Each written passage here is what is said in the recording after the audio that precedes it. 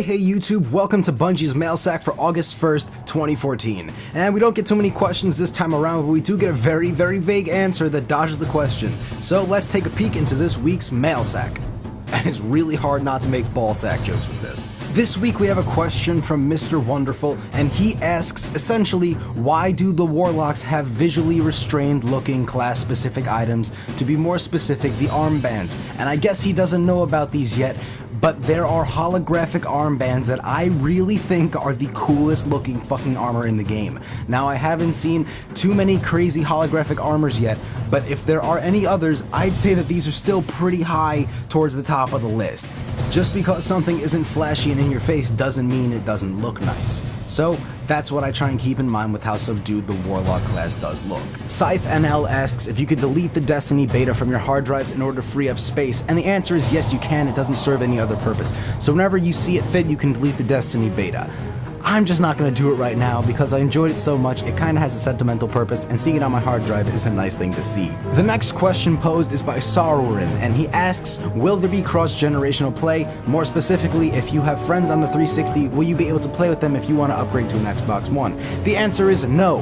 You cannot play between generations of consoles, and you cannot play between PlayStation and Xbox. But what you can do is upgrade from Xbox 360 to Xbox One and PlayStation 3 to PlayStation 4 and bring your Guardian and all your progress with you.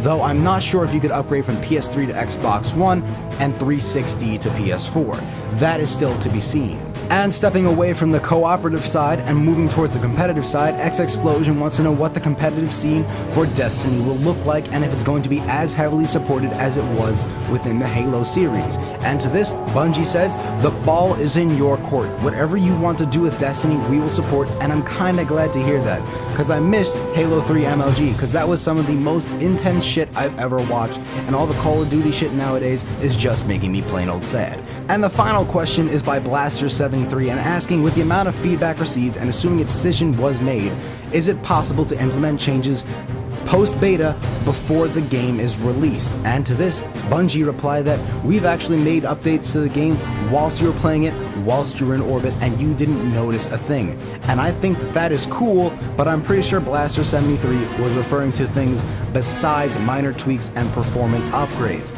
I'm pretty sure Blaster73 was referring to larger exploration zones, more exploration zones than one per planet, and stuff along those lines, and Bungie did a good job of dodging that. So we'll have to see what happens in the next MailSack, but with that, I'll leave you guys to it. So thank you guys for watching. I'll see you guys in the next video, and don't forget to subscribe because it's free, it's fun, and I'll see you guys in the next one.